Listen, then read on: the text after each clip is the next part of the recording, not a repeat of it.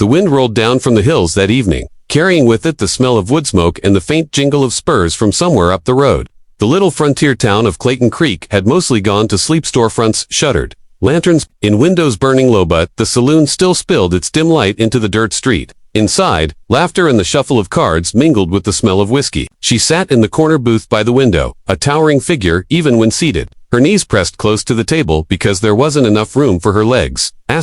She was 7 feet 3 inches tall, an astonishing sight in a place where most men barely reached her shoulder. Broad-shouldered and strong from years of labor, she carried herself with an ease that came only from long practice in being stared at. Her dark hair was tied back with a faded ribbon. Her hands calloused rested quietly around a half-empty mug. She'd learned to keep her voice soft, her gestures smaller, to take up as little space as she could, though she never could take up truly little in Clayton Creek. She was a legend without wanting to be. The tall ranch hand had been sitting across from her for the better part of an hour. He wasn't much shorter than most men, but next to her, he seemed like a younger brother playing at adulthood. Still, his eyes never wavered from hers. Even when the noise in the saloon swelled, he had the kind of gaze that made a person think he saw past what others stared at. He spoke little, only enough to keep the thread of conversation from breaking. And when he smiled, it was without mockery, something she had not often seen. Outside the evening cooled, and the oil lamps inside flickered low. The bartender lit a second wick in the corner, bathing their booth in a softer glow. She looked at him, truly looked, and felt the words building before she could stop them. They came out quieter than she expected, almost as though she didn't want anyone else to hear. "My body's too big," she said, her eyes fixed on the knot in the wooden table. "I'm not breeding material." It wasn't a complaint. It wasn't a fishing line for reassurance. It was a statement she'd carried all her life. Her voice didn't shake, but inside she felt the familiar sting. She remembered the whispers when she walked past the churchyard, the way women lowered their voices when she entered the mercantile, the sideways glances from men who thought she couldn't hear. Too big, not right, unnatural. The words had followed her since she was old enough to notice, wearing grooves in her mind like wagon ruts in hard earth. The only way to live with them was to speak them before someone else did, to claim them as her own so they couldn't be thrown at her like stones.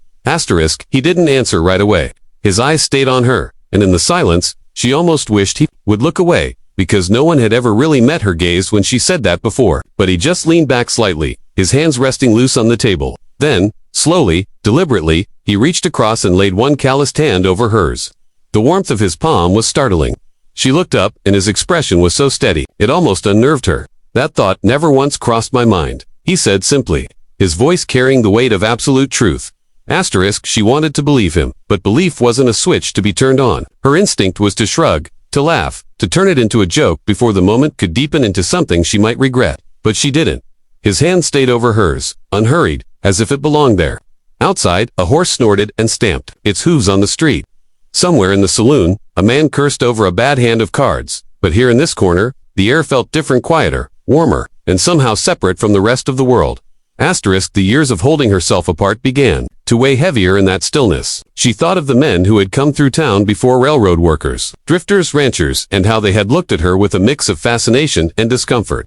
Some had dared to speak to her, but always with a joke, a wager, or a dare. In their tone, none had sat like this, without trying to make her smaller or turn her into a curiosity. She felt the ache of all those unspoken conversations, the ones she had let pass because she assumed the ending before the story began. The ranch hand's thumb brushed over her knuckles, not in a romantic flourish, but in the absent-minded way of a man who was comfortable enough not to think about it. "You work harder than anyone I know," he said, after a moment. "You mend fence, drive cattle, haul hay. If that's not a body made for life out here, I don't know what is." His words weren't wrapped in charm. They were as plain as the dirt road outside, and somehow that made them feel heavier, truer. She searched his face for the catch, the hidden grin, but found none. She glanced down at their hands again, feeling the strange rush of vulnerability and safety mixed together.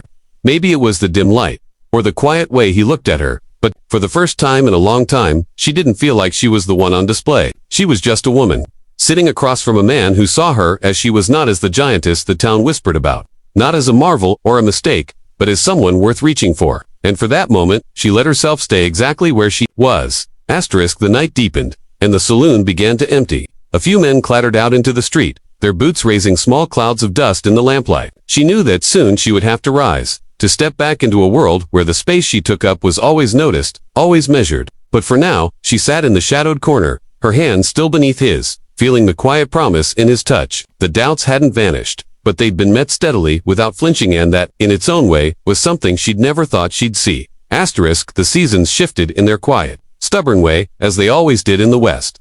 Summer's heat faded into the brittle gold of autumn, and then came the long hush of winter. The snow lay heavy on the low hills, muffling the sound of hooves and the wind's whistle through the fence posts. Side by side, they worked the land-feed livestock, mending what the weather had broken, keeping the ranch alive with the steady rhythm of shared labor. He never treated her as if she were too big for the work. She was simply his partner, equal in every task. Asterisk, by spring, the snows melted, filling the creek until it rushed over its stones in silver streams. The air warmed, the grass grew green again, and the cattle grew restless with the changing weather. She moved through the days as she always had, carrying bales, repairing gates, riding the fence line, but there was a new heaviness in her limbs she could not shake. The mornings were the worst, waking with a queasy stomach, her head light, her breath catching when she bent too quickly. At first, she thought it was the flu or some sickness picked up in town. Asterisk, she tried to hide it, telling herself it would pass. But he noticed, he always noticed.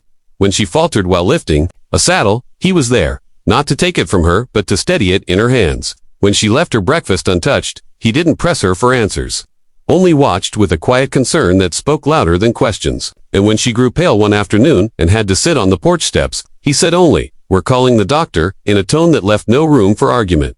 Asterisk, the doctor arrived the next morning in his creaking buggy, the tired old mare pulling it, chewing lazily on the roadside grass. He was a man who'd seen more of life than most births, deaths, and everything in between, and carried it all in the lines around his eyes. She sat stiffly in the kitchen chair while he asked questions, took her pulse, and frowned thoughtfully. His hands were gentle but sure, his manner brisk.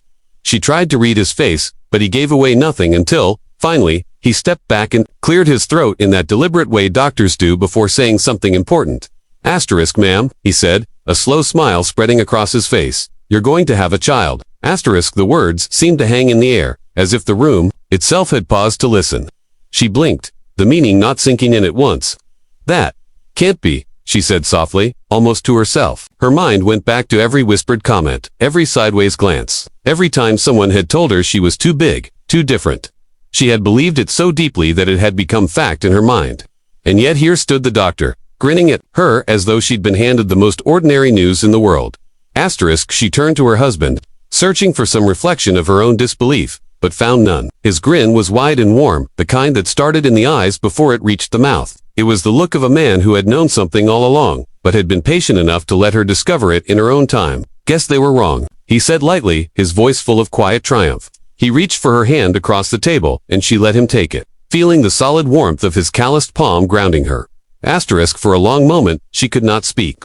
The weight of the news pressed against the years of doubt she had carried, and it felt strange, almost fragile, as though one wrong thought could shatter it. She thought of the ranch, the wide open land, the quiet evenings on the porch. She thought of the life they had built, not by grand plans, but by steady shared work. And now, there would be a new life, a child that was theirs.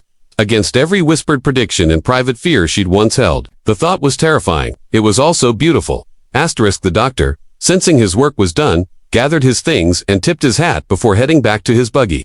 They sat together in the stillness that followed, listening to the faint creak of the wagon wheels fading into the distance. She found herself watching her husband's face, as if the lines there could explain how he seemed so certain about something that still felt unreal to her. But he only smiled that same quiet smile and said, "You've always been stronger than you think." The words landed somewhere deep, a place where old wounds were beginning to heal. Asterisk, the weeks that followed were different, though their work continued. He was more watchful now, not in a smothering way, but with the easy attentiveness of a man who understood that every small choice mattered. She found herself slowing down at times, not because he asked her to, but because she wanted to. They spoke more in the evenings, not just about cattle or weather, but about what might come.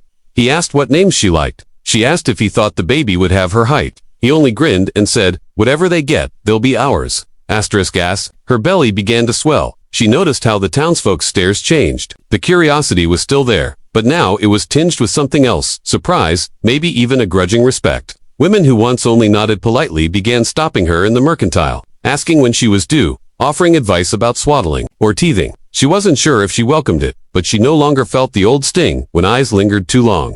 The whispers didn't matter in the same way they once had. The truth was growing inside her, undeniable and steady. Asterisk, by the time summer rolled in, the ranch seemed to hum with quiet expectation. The air was warm and heavy with the scent of wildflowers, He built a cradle in the evenings, shaping the wood with the same care he gave to building a corral or mending a fence. She watched him work, the rhythmic scrape of the plane against the wood soothing in its constancy. Sometimes she would rest her hand against her belly, feeling the faint, fluttering kicks, and think about how far she had come from that night in the saloon when she had spoken her doubt aloud. One evening, they sat together on the porch as the sun dipped low, staining the sky in shades of gold and rose. The cattle grazed in the distance, their silhouettes dark against the horizon. He reached over and laced his fingers through hers, the same way he had that night months ago. "You still think you're not breeding material?" he asked, a hint of a smile in his voice. She laughed an honest, unguarded laugh that felt lighter than any she could remember, and shook her head. "I think I was wrong," she said simply, and meant every word.